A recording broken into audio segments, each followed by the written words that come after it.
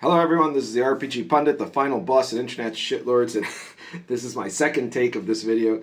I have got a headache. I don't know why. I'm not a guy that gets headaches very often, but I slept in today, which is usually good, but you know how sometimes it can disrupt you a bit.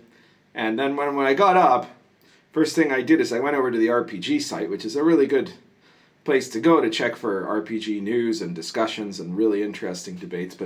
But basically, I've spent my time since I woke up fighting with some assholes on some thread that are actually discussing about like my previous video, you know, about the video where I'm talking about the OSR and how it is as a design school and about subjects of compatibility. And so you have some asshole saying that, oh, because Pundit, your games are games that have single value saving throw tables and you don't use gold for XP, then that's absolutely no different than having some dice pool game and calling that OSR too, right? Like that's the argument that these dumbasses are trying to use to defend the idea that either... I don't even know what this guy's point is. Like, is he one of the OSR fanatic, like the old grognard fanatics, somebody who listened to too much James Malazewski shit, or is he a Bro-Asar guy or something like that, who are trying to say that no, only the original old school games are valid and every other game is bad, you know? Or are they the other type of guys, the guys that want to say, no, anything can be OSR. OSR is a feeling, right, so that they can sell their shitty dice pool game as an OSR product, you know? I don't know which of the two this person is, to be honest, but it's just been annoying, right? And then I go and I find a comment on a video I did a while back, which is not exactly on the same topic, but it is somehow similar in some ways, right? I said, I did a video a while back where I was talking about how RPGs are not meant to create stories. The point of an RPG is to make a story, and RPG worlds should not be story worlds. And there are some people that are so far, so deep into the inherent context, let's say, of the default assumptions of how so many people play D&D today, that they literally cannot understand what I mean, right? Because they think, well, the adventure has a plot, right? So you know, your character has some kind of background, so that's a story. Everything is a story, right? This is, of course, these are probably millennials, right? I mainly blame postmodernism. So there is a difference between fiction and history, right? Fiction and events, that sort of thing. And so what they're missing there is an understanding of what is meant here. I don't mean that you don't have, like, because this person in the comments said, well, I wouldn't want to play in a completely sterile environment where there is no context. No, that's not, that wouldn't be anything. Nobody plays like that, right?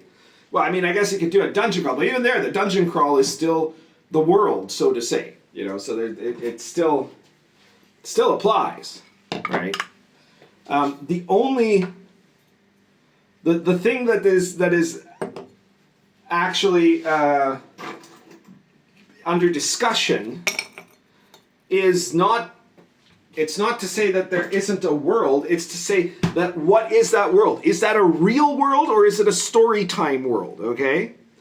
And this is the thing that I'm trying to respond to. So I gave them a response in the comments, and then I thought, so it's a very long response, that it is probably worthy of detailing in a video, right? Because I think I wrote it pretty well, and I think that's I might add a few other details to it here.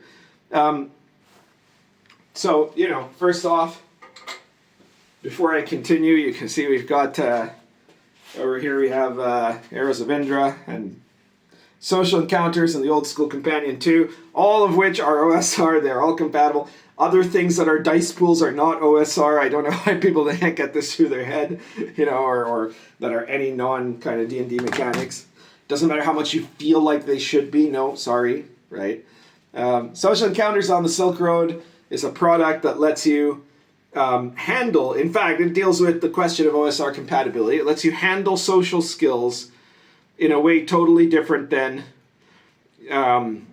having just like social mechanics or social skill roles, like a diplomacy check or something like that. Instead, it's based on the reaction roll tables of old D&D, but with a whole bunch of frameworks for different types of scenarios, whether it's haggling, intimidation, debate, information gathering, rumor mongering, all sorts of stuff, how people will interact with your characters based on a whole bunch of different potential modifiers. And it's basically a big DM tool for, like, if you're playing an OSR game, you don't want to have like just some guy get a +5 diplomacy roll and suddenly they can do whatever they want, but you'd rather actually have a combination of something that is mostly about how your characters role play with the NPCs, but that takes into account the world and the context and the personality of the person they're dealing with, and the interests and motives and all of that sort of stuff. Check out Social Encounters. It's been a really big bestseller for a reason. Arrows of Indra, my earliest actually OSR game, right? It's still great. You can check it out. It's also on drive-thru, and Arrows of Indra is also on Amazon. I think Social Encounters is on Amazon too.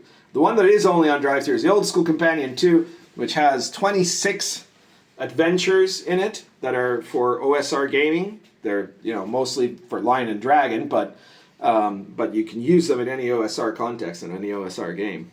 And of course, check out Baptism of Fire, which has been a bestseller all month, right? It's been doing fantastically well. It's still at the top. Well, last time I checked, it was second place in the top print bestsellers of drive-thru RPG.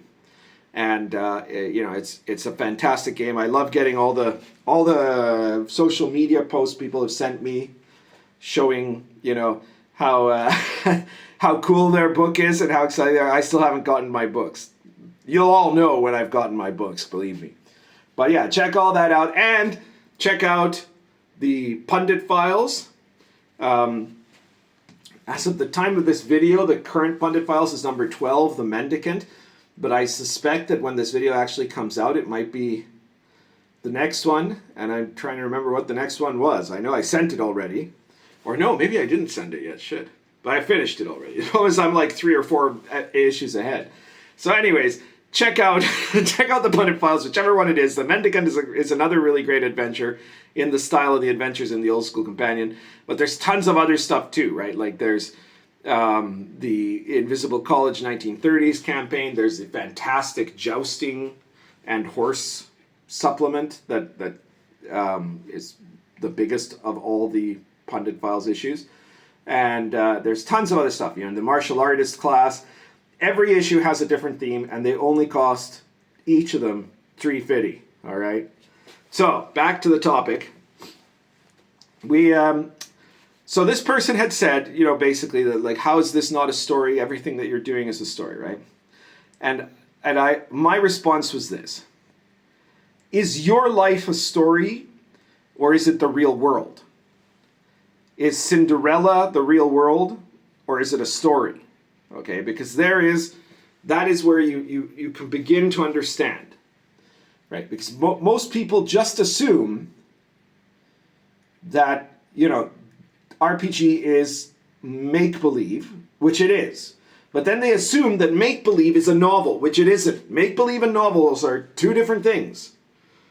Okay? Because in make-believe you can make things real. In a novel you can't. A novel is a very inferior form of storytelling.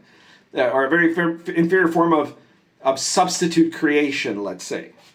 Whereas make-believe is a very powerful form of substitute creation. It lets people get into realness, right? Like you can make believe so hard that you think you're there, right? That's the difference. Okay, one is much older, right? Make believe has been around since we were humans. The novel is called the novel because it is novel, it's new, right? It was only invented around the 1700s, and so far I'm still convinced it was mostly a bad idea. There are some very good novels, of course, but still mostly it's been very damaging to society that the novel is the central form of literature over and above mythology or chronicle or religious text, you know. So it's not good. It's not good for people.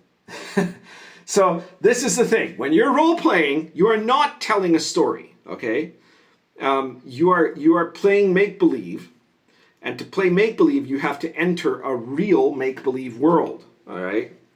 There's this flawed understanding of RPGs that has been brought on by theater kids, actors, and failed novelists, that RPGs are meant to create story. They're not. RPGs were originally a type of make-believe that, well, they were derived. Let's start with where they come from. They come from war games, right? War games were a type of make-believe. They were a tactical simulation, a very serious type, right? I mean, originally, you know, Kriegspiel and so on was being used to train actual military men, you know? And so the idea was a make-believe that did not tell a story, that the last thing they wanted was a story. They wanted a simulation of the real world, a make-believe of the real world where they could see how effective somebody would be in command of a force of an army, or how effective that army would be in a type of situation in a battle. Okay? It's not to tell a story, but to simulate a real-world situation. Now, notice, by the way, a lot of today, well, as I'm filming this, I believe it's still Memorial Day, and a lot of soldiers tell war stories, right? But you wouldn't say, oh, well, the reason there's a war is so that we can make up stories, right? That's not how it goes, right? That is not the point of war. The point of war isn't to make a story. The point of war is some terrible thing has happened and it has to be fought, and then, you know, after the war is over, old soldiers have stories. They have war stories, right? So the original context of the war game was not meant to tell a story, but to simulate a real-life situation, that is to say, a battle. D&D expands this into an entire world. It's simulating a world, although really originally it was, at the very start, it was like you were simulating a multi-level environment that had challenges and monsters in it, right? A scenario, right? A quest, let's say. But it very quickly grew to simulate an entire world, right? The campaign setting. So when this is being done right, a D&D game is not a novel. It is a real world. It becomes a real world. And the more you play it, the more real it becomes. Just like that is the power of make-believe, right? A novel, you can love a novel. You can be like obsessed with a novel. There are lots of people that get obsessed with novels, right? And it's been going on for a long time. I mean, there were literally thousands of teenagers that killed themselves after Goethe's novel, Young Werner. So, you know, this has been going on a long time, right? But it doesn't become more real, right? It becomes more intense for you, something you're more connected to, but you know it's not real, and people don't generally start imagining themselves in it. They might imagine lessons from it that they apply to their real world, sometimes well and sometimes badly, Goethe, but they will, you know, they'll still understand that that's just a story, right? But when you're playing make-believe, if you go deep enough, you forget, there's a moment where you slip out, and suddenly that world is the real world, and the world that you come from is far away, okay? And that is how you end up creating a real world in a context of this. It's a world not of a novel. In novels, worlds and the people that are in them exist only to serve the plot the author has decided, right? A world in a novel is a flat world. It doesn't matter how great you think it, how much lore you toss on top of it, you know, like some of these masters of shoveling lore, like, Tolkien or George R.R. Martin or something like that. You know, they put in a lot of lore. It seems really neat. It seems really realistic. But at the end of the day, Westeros only exists to tell the story Martin wanted to tell. And when that story isn't being told, it doesn't exist. There's nothing to it, right? It's a shell.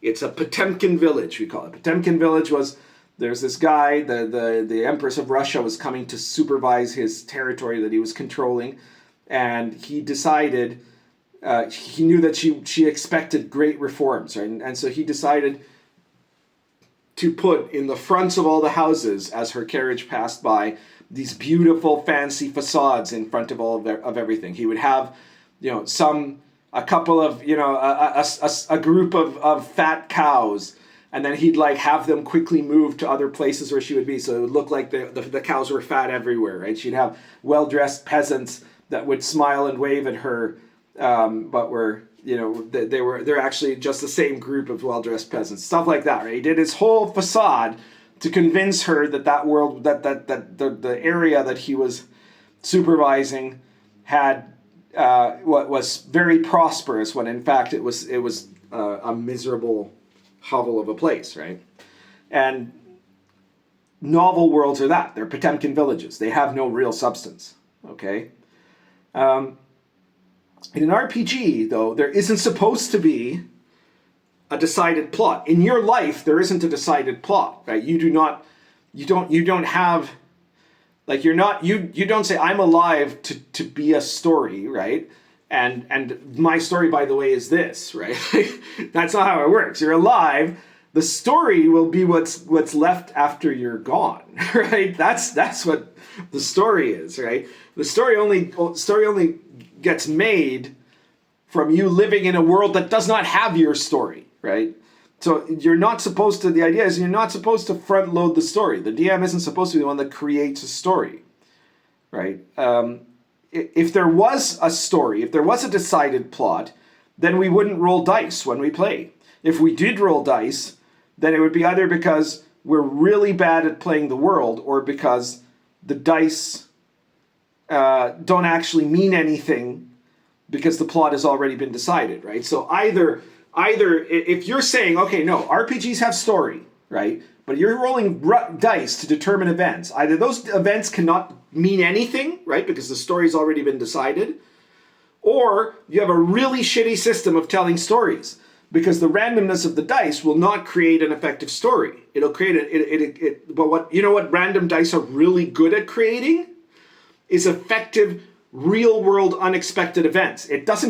There's no way that the dice will know what is the best result for advancing a plot line, but they will always know what is the best probability, if you fed in the right probability factors, of whether someone will get stabbed or not, right? And they don't know if that guy getting stabbed is useful or bad to the plot, right? That's why if you have like this masterful plot that's based on the one halfling in your party, and then that halfling gets stabbed by a goblin for 3 points of damage and dies, then you've screwed your whole story, right? So the dice are useless for telling stories. And our game is a game that uses dice because it's not a game for telling stories. It's a game for simulating a world. It's really good at simulating a world because it means nobody, not the DM, not the players, nobody knows exactly what's going to happen. Unless the DM cheats by actually making all dice rolls mean nothing. Okay, so the DM being a storyteller is directly opposite to what actually functions in the mechanics of playing a game. A DM is not supposed to be an author. A DM is supposed to be God, but not like a petty, vengeful Zeus-type god that interferes with or tries to thwart the characters. It's not an oppositional game where it's him versus you, right? And nor is he the Presbyterian God that has already decided everything that's going to happen since before the creation of the world, and all of you are just helpless puppets of him, right? He is the correct one that he is the deist God, the Masonic clockmaker God, right? The God whose job was to create the world, and he did all the work at the beginning, right? Before the main character shows up, right? Before man arrives, right? He built it all, took him, if he's really good, maybe it takes him 7 days or 6 days, really. He'll rest on the 7th and everything. But most people, it'll take them 40 days or longer. But eventually they make a setting, right? And they make a campaign context, right? Which is the events that are happening. They build a timeline. And they then, when they're playing, the clockmaker God just keeps it running. His job is to keep that world running. And even he isn't sure what's going to happen because his story is only based, anything that happens, anything that Clockmaker God does is based on reacting to the PC's choices and the well-structured kind of random tables you will get in an RPG pundit quality level of book. So if you've made the right kind of random tables, then it becomes very, very easy to not have to make a plot in your games. Right? Random generators can do that for you. And I have gotten to the point where it's become like an art form in my games, I think, because both my Sword and Caravan campaign and my Baptism of Fire campaign, I don't know what's going to happen in any of them. I mean, there's a timeline, right, obviously, which is the historical timeline of events in the big scale. But in terms of my player characters, I don't do any prep at all, right? Like, there are basically none. They're going places, and I'm reacting to what they're doing. And I'm using the tables that are in Sword and Caravan and Baptism of Fire. And there are similar types of tables in Arrows of Indra, but obviously that was like 12 years ago, so it's a lot. They're a lot less sophisticated. But the core of them, and like Arrows of Indra has a really good dungeon or underground generation system, because the underworld is a big deal in that game, right? So they're really good at that. But they don't have as good like random encounter tables. They do have them, but it does have it. But I wasn't as good back then as I am now.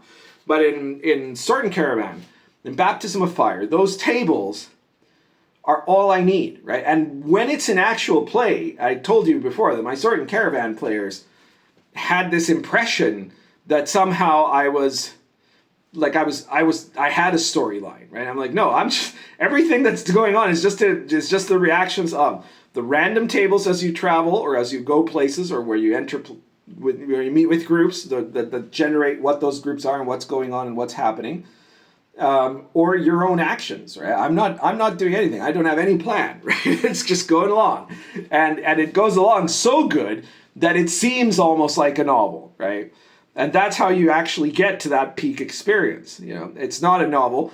It's actually the real world, but the real world ends up being more exciting. History has always been, to me, more exciting than literature, and you know, that the unexpectedness of history, which some very good novelists catch, right? Like one of the reasons people really like George R.R. Martin is because he understood how from real history, right, like from the War of the Roses and other moments, you can have, instead of a novel, in a novel, the good guy goes through struggle, but you know he's going to get out of it because he's the hero.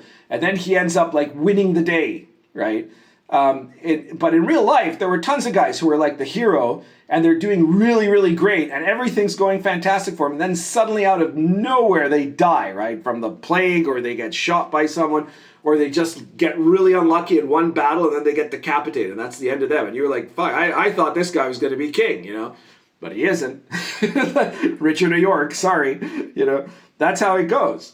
And that makes it way more interesting in many ways.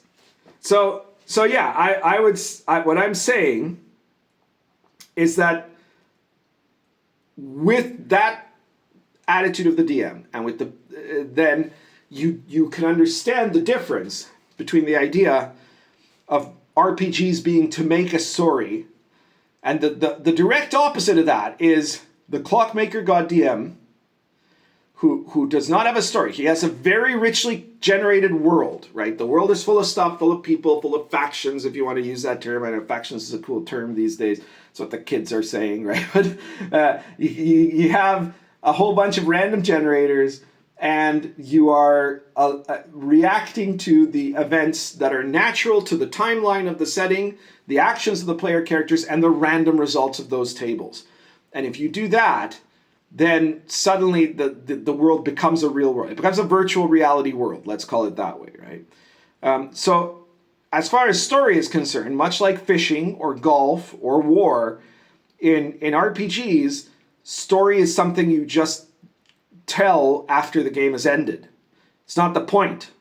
The point is way deeper and more powerful and more important. The point is to create a living world with people and wonders in it, and for the players to enter the mind of one of those people living that world through their eyes. Right? That is why it is better, not just different or first, but objectively a better experience than the experience of just being in a goddamn story game. Okay? So, I guess that's everything for today. If you like this video, please share it anywhere you think people will like it or anywhere people will be pissed off. If you haven't already, please subscribe to my channel. Hit the like button. And if you want to support me, of course, you can just throw money at me on like Patreon or something, or a super thanks on here. But what I would suggest is pick up all of my books, right? My books, Pundit Presents on Drive-Thru, The Old School Companion, 1 and 2, World of the Last Sun, Gonzo Fantasy Companion, Arrows of Indra, Social Encounters, Sword and Caravan, Lion and Dragon, and of course, the incredible bestseller of the year, Baptism of Fire, that has been, I'm pretty sure it's been pretty much the biggest hit this year. I don't know. Maybe there was something that came out like early in January or something that I'm forgetting, but it's done so well, and I'm so happy about it, and thank you to everyone who's purchased it. And you definitely have to check it out if you haven't checked it out yet. But also, if let's say you don't have the money right now to buy Baptism of Fire, check out on the Red Room Webstore. All the links, by the way, are in the description below to this video. The Red Room Webstore, the Pundit Files. Pundit Files 13 should now be out, but I'd be damned if I remember which one it was. It was number 13. I don't know for sure. I think it might be Medieval Authentic Traps, but I'm not certain. But you'll see it. You'll see it. I'll probably put it on. I'll actually put the actual issue, the actual current issue, in the description if it's anything other than the Mendicant. All right. So if not, that means if it's still the Mendicant, that means that this video I put out on Monday, and so check out tomorrow. It'll be a new one because Tuesday is when it comes out. And again, all Pundit Files are just $3.50, and they're all great, so check them out. That's everything for today. Currently smoking. This is a Burlington Anniversary Edition. It's very special. It's one of only 50 pipes of its kind. And Argento Roots.